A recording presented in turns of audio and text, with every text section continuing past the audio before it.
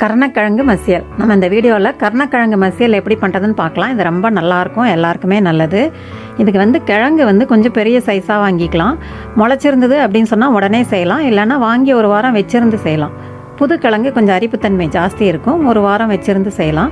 இதை நம்ம குக்கரில் ஒரு 3 விசில் வேக வச்சு தோல் உரித்து எடுத்துக்கலாம். இப்போ தோல் உரித்து எடுத்த கிழங்கு வச்சுருக்கேன். இப்போது இதை மேஷ் பண்ணிக்கலாம். கையில் மேஷ் பண்ணலாம், இல்லைன்னா மத்தில் அல்லது மேஷரில் கூட பண்ணலாம். இந்த மசியல் அப்படின்னு சொல்லுவாங்க, கருணக்கிழங்கு கோலா அப்படின்னு சொல்லுவாங்க. இது 1-2 மசிச்சு விட்டுக்கலாம், அப்போ தான் நல்லாயிருக்கும். கிழங்கு அங்கங்கே திட்டுத்திட்டாக இருந்ததுன்னா தான் சாப்பிடும்போது ரொம்ப நல்லாயிருக்கும். இதை அப்படியே எடுத்துகிட்டு கலந்து விட்டுக்கலாம். இதுக்கு நான் 1/2 கிலோ கிழங்குக்கு 1 எலுமிச்சம்பழம் அளவு புளி எடுத்து உப்பு போட்டு கரைச்சி வச்சுருக்கேன். சிலர் பாதி புளி பாதி லெமன் கூட விடுறாங்க. நான் இங்கே புளி மட்டும்தான் விட்டுருக்கேன். அதை இப்போ விட்டுடலாம், விட்டு கலந்து விடலாம்.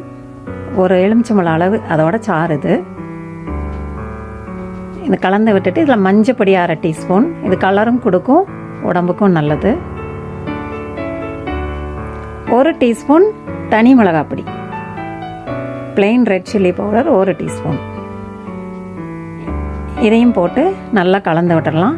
கலந்து விட்டுட்டோன்னா இப்போ இது உப்பு, புளி, மிளகாப்பொடி, மஞ்சப்பொடி எல்லாம் கலந்துட்டோம். நீ தாளிக்கிறது எப்படின்னு பார்க்கணும். இதுக்கு 3 டேபிள் ஸ்பூன் எண்ணெய் சேர்த்துருக்கேன். உங்களுக்கு கம்மியாக வேணால் கம்மியாக சேர்த்துக்கோங்க. நான் 3 டேபிள் ஸ்பூன் எண்ணெய் ஒரு பேனில் காய வைக்கிறேன். அதுக்கு முன்னாடி எண்ணெய் இதில் போடணுன்னா வெங்காயம், 1 பெரிய வெங்காயம், 2 பச்சை மிளகாய் வகுந்து வச்சுருக்கேன், பாதி தக்காளி, பூண்டு 3 பல்லு தட்டி வச்சுருக்கேன், கருவேப்பிலை. இதில் 3 டேபிள் ஸ்பூன் எண்ணெய் விட்டு காய வச்சு சோம்பு, சீரகம், உளுந்தம்பருப்பு அது போட்டு தாளிச்சிக்கலாம். பொரிஞ்சு வரும்போது கருவேப்பிலையும் பூண்டு பச்சை மிளகாய் இதை சேர்த்துக்கலாம். சேர்த்துட்டு நல்லா வதங்கிடுச்சு. இப்போ வெங்காயம் போட்டுக்கலாம்.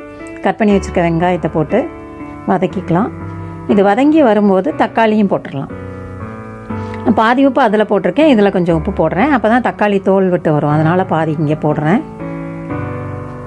போட்டு வதக்கிட்டு அந்த கிழங்கு மசிச்சு வச்சுருக்கோம்ல, உப்பு, புளி, மிளகா அப்படியெல்லாம் போட்டு அந்த மசிச்சு வச்சுருக்க கிழங்கை இதில் போடுறோம். இது கொஞ்சம் கொலன்னு இருக்கும். இப்போ போடும்போது பிசுபிசுப்பு தன்மை ஜாஸ்தி இருக்கும்.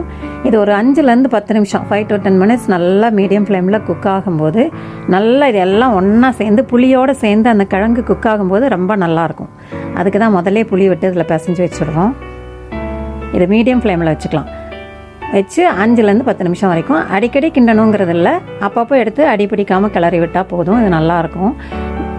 மீடியம் ஃப்ளேமில் வச்சிட்டிங்கன்னா கவனமாக பண்ணிக்கலாம். இதில் கருணக்கிழங்கை பொறுத்த வரைக்கும் நமக்கு பைல்ஸுக்கு நல்லது, மூலம் ரொம்ப நல்லது அப்படிங்கிறது மட்டும்தான் நமக்கு தெரியும். அது வரைக்கும் தான் நமக்கு தெரியும். அதுக்கு மேலே இதில் நிறைய அரிய குணங்கள் இருக்குதுன்னு சொல்கிறாங்க. பொட்டாசியம் சத்து இருக்கிறதுனால அந்த பாடியில் உள்ள அந்த சுகரு, ப்ரெஷரு, ஹார்ட் பீட் இது எல்லாமே பேலன்ஸ் பண்ணும். ஜென்ரலாக கிழங்கு வகைகள் எதுவுமே நம்ம சுகர் பேஷண்ட்ஸ், டயபெட்டிஸ் சாப்பிடக்கூடாதுன்னு சொல்கிறாங்க. கருணக்கிழங்கு சாப்பிட்லான்றாங்க. ஏன்னா இது நல்ல ஒரு சுகரை குறைக்கக்கூடிய தன்மை இதுக்கு இருக்குது. நார்ச்சத்து அதிகம் இருக்கிறதுனால கான்ஸ்டிபேஷன் இருக்காது அப்படின்னு சொல்கிறாங்க. முகம் நல்ல பொலிவு கொடுக்கும், உடம்பு இளைக்கும், கொழுப்பு சத்து குறையும், அப்படின்னு நிறைய விஷயம் சொல்கிறதுனால இது உணவில் சேர்த்துக்கோங்க. வாரத்தில் 2 தடவை சேர்த்துக்கோங்க. இப்போ பாருங்கள், நல்லா பிறண்டு குக்காய் வந்துடுச்சு. ஒரு 5-10 நிமிஷம் ஆயிடுச்சு. இப்போ நம்ம அதை டிவைட் பண்ணி விட்டோம்னா அப்படியே கரண்டியில் ஒட்டாமல் அப்படியே வருது பாருங்கள். இந்த மாதிரி இருந்ததுன்னா 2 நாள் வரைக்கும் வச்சுருந்து சாப்பிட்லாம், நல்லாயிருக்கும். சாதத்தில் போட்டும் சாப்பிட்லாம், சைடில் ரசம் சாதம், தயிர் சாதத்துக்கு வச்சும் சாப்பிட்லாம். இது எப்படி வேணாலும் சாப்பிட்லாம். ரெடி ஆயிடுச்சு.